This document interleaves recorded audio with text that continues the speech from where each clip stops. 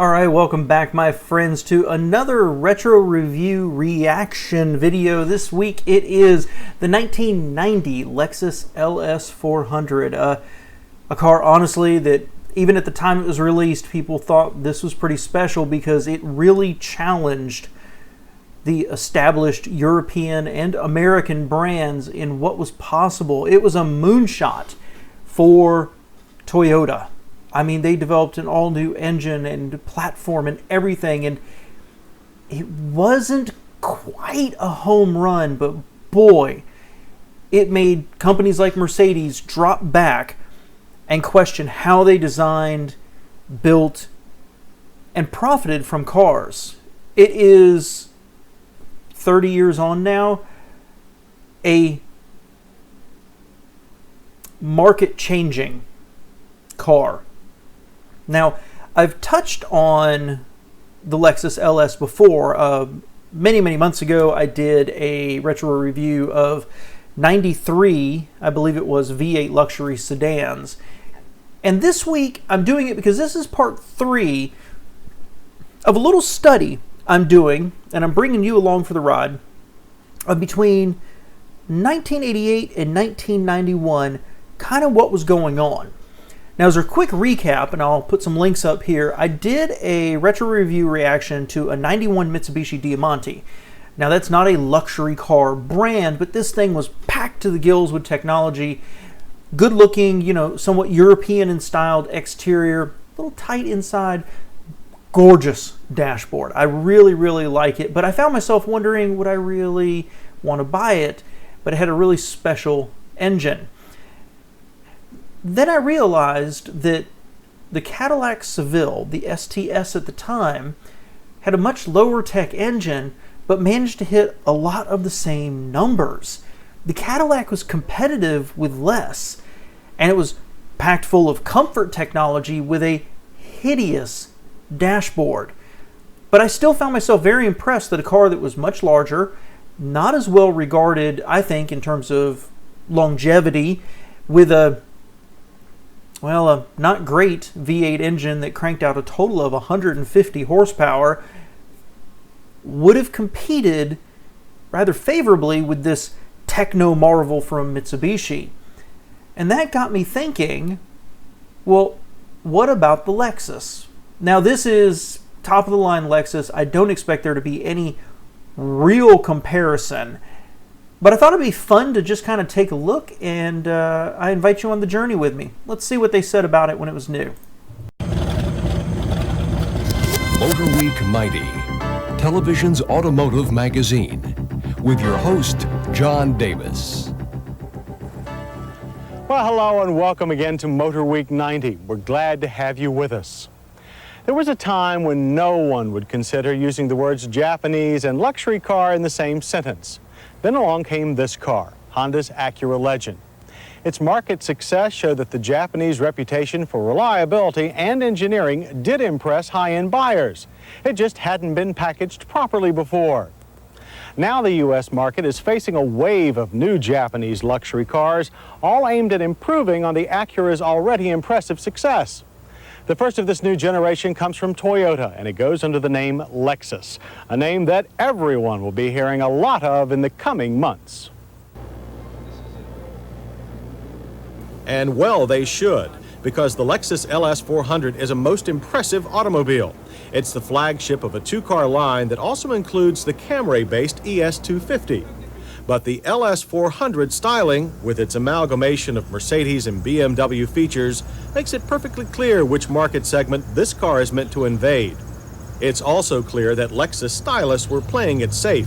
A car designed to challenge style leaders like BMW should not face the world wearing such an anonymous body shell. After all the recent hype about the Japanese reinventing the luxury car, we were somewhat disappointed by the LS400's paint. It's not bad, it just lacks the richness and depth that we take for granted on German and even some American cars. That's very interesting. I mean, certainly the Lexus, when it came out, it was not a paragon of style. It was very reserved, right? And I think we all kind of knew that. But it's a handsome vehicle, and I guess, yeah, an amalgamation, as they say, of BMW and Mercedes. What I find interesting is that Toyota, while they had not achieved the largest manufacturer in the world mantle that they have now, they needed to create a luxury car, and they knew they needed to compete not with the Americans, but with the Europeans.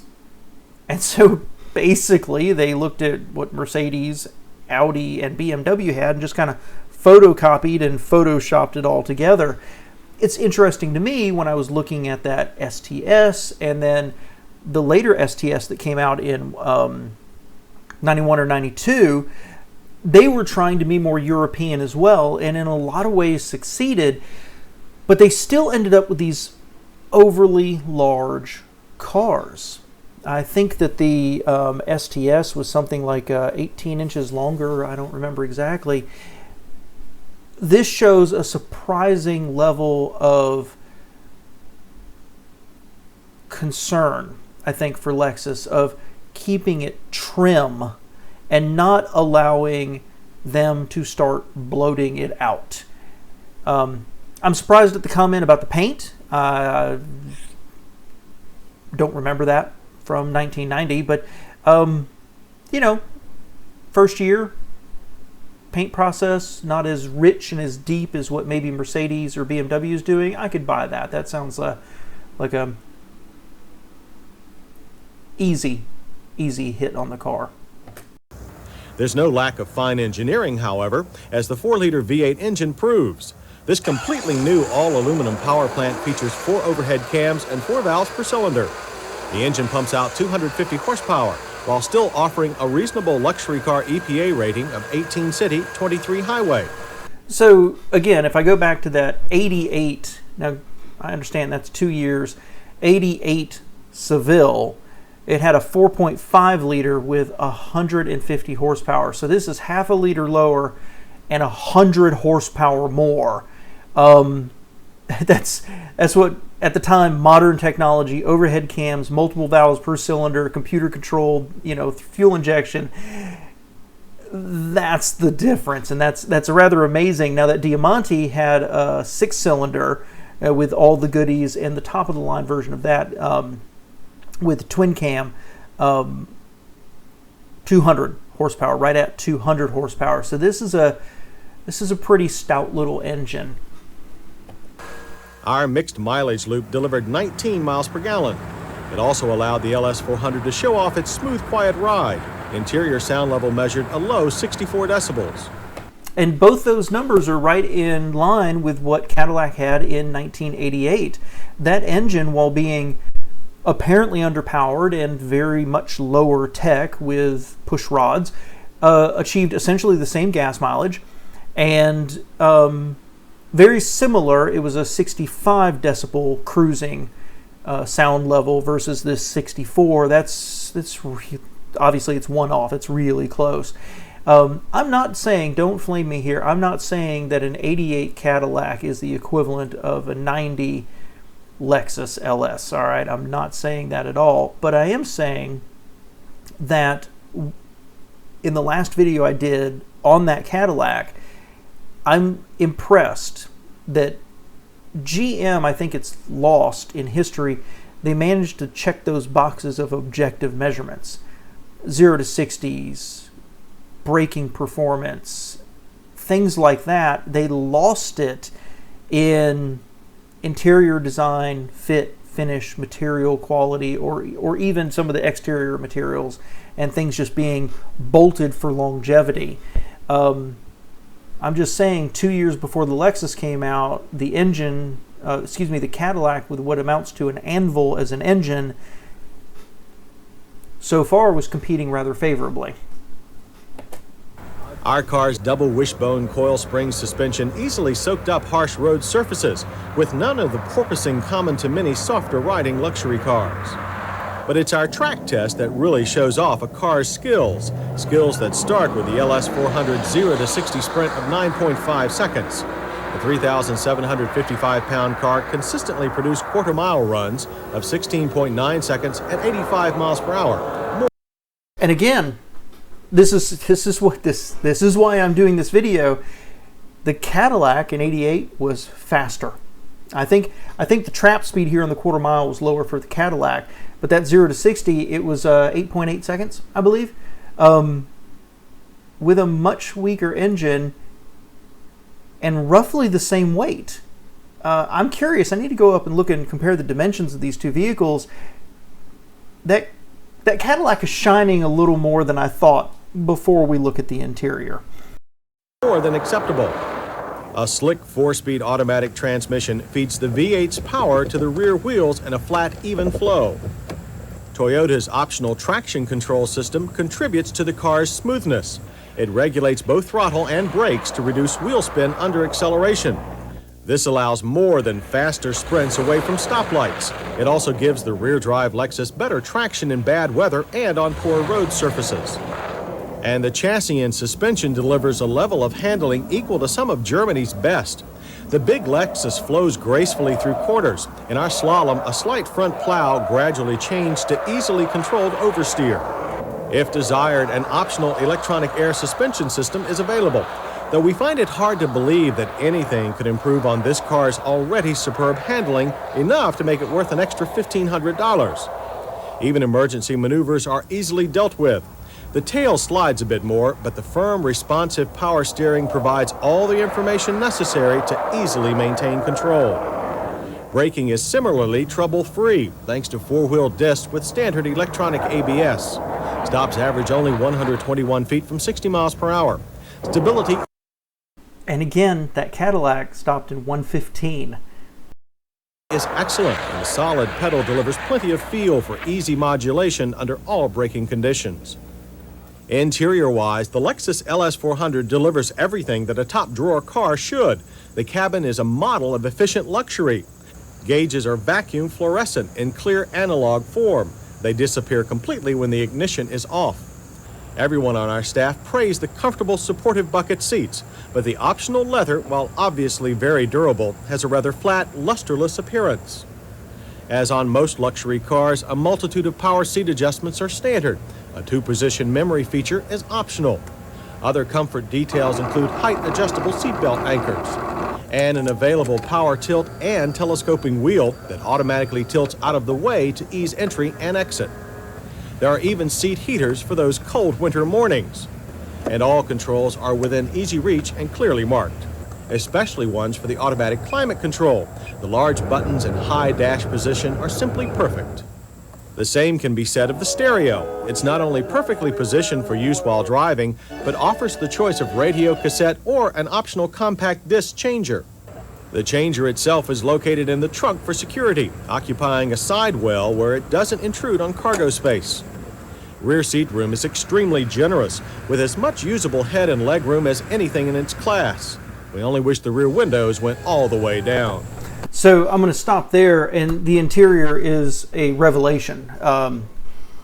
Compared to what Cadillac was doing, certainly in that 88, which dates back to an 86 redesign, as I recall, there's no comparison. That Cadillac looks like it was rooted in the 70s. My 76 Buick, actually, I like the dashboard on it better than I liked that Cadillac. This was fantastic. Clean and crisp. Big buttons, you know, not lined in chrome everywhere.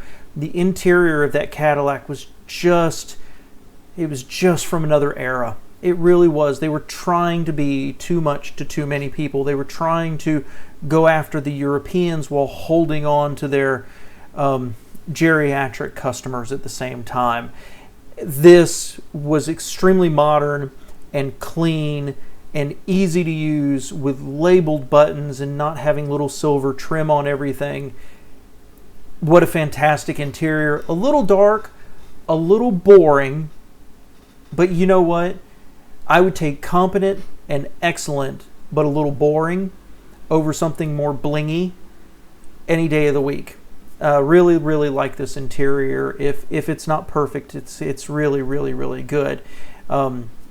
Very interested. This is making me want to watch a review of when they redesigned the STS, the Seville, in I think it was 92, then 93 when it got the North Star system, to compare those numbers, because I really like that car. And I have to think that it would be far more competitive, but we all know that certainly the North Star system was not as reliable as this Lexus ever ended up being. Interesting review, but that interior is just a miracle of packaging. The large trunk offers plenty of luggage space and a low liftover for easy loading. And in very German fashion, a handy toolkit is included for emergency repairs on the road. Though with Toyota's reputation for building reliable machinery, we doubt you'll ever need it. While the LS400 may be poised to take on German cars, it has a very non-German base price of $35,000. Our test car came to $40,800 with options. This may also win over many car buyers who might be considering the purchase of an American luxury car. One like the Cadillac Fleetwood 60 Special. It costs less than the Lexus and offers the distinctive Cadillac look, but it falls behind the LS400 in performance and interior design, with fewer advanced engineering features. The BMW 735 is well engineered, but doesn't have the smooth V8 power or acceleration. It's also priced higher, but the BMW is still the leader for enthusiastic handling and high-speed stability. Our list of hits for the LS400 goes on and on, so we'll offer the condensed version. We cannot find fault with this car's price, performance, ride, interior design, or luggage space. Misses are few and admittedly nitpicking. We don't care for the bland styling, wish it had richer looking paint, plusher looking leather, and rear windows that lower all the way. And the Lexus lacks only a passenger side airbag for a sweep of our safety check. In all our years of evaluating cars, we've rarely had to work this hard to discover fault with a particular automobile. Proof of how well the designers and engineers at Toyota have done their job. And an almost certain guarantee that the Lexus name will soon be a household word in better neighborhoods everywhere. Wow, that was a strong close. Basically, they said it was almost perfect. Almost. And over and over and over again, when this car was released, those are the kind of reviews you read, that it was almost perfect. You know, certainly, if you transport yourself back to 1990 and you had the money for a car like this, and you really enjoyed spirited driving, you know, you like the BMW, you couldn't really be faulted for buying it. But if you wanted smooth refinement, the Lexus was the way to go, and it disrupted the industry. It really did. At the time, Cadillac was developing the North Star, and they were developing all new platforms. I don't agree with them comparing it with the Fleetwood. That's I think a much larger car. The Seville, for example, was about $5,000 less, and in the objective measurements, I think the Seville matches up pretty closely. But that's another example of what I've said, I think for 2 videos now, that GM missed the boat in the subjective, the richness, the ergonomics, the leaping into the modern day of having simple controls right there on the seat instead of having some down here and some up here on the door. GM was right there, but when they got there and when they had the technology, they just kind of spread it around everywhere. The next generation Seville was a revelation, but it still was not focused, right? It still felt like a committee was like, well, we've got to make it longer to appeal to traditional Cadillac buyers, whereas this Toyota, this Lexus, seems laser focused, like a sniper, on fighting the German marks. What a fantastic car. It's interesting to me, I hate to keep harping on it, that the Seville managed to run with it in almost every respect until you sat in it and saw the interior, and then certainly, especially with hindsight, the quality of what Lexus was building versus what Cadillac was producing. You'll still have your Cadillac fans, you'll have your Cadillac defenders, but I don't think most of us would disagree that the Lexus ended up being a world-class build quality and reliability. Thanks for being here, guys. Let me know your thoughts below.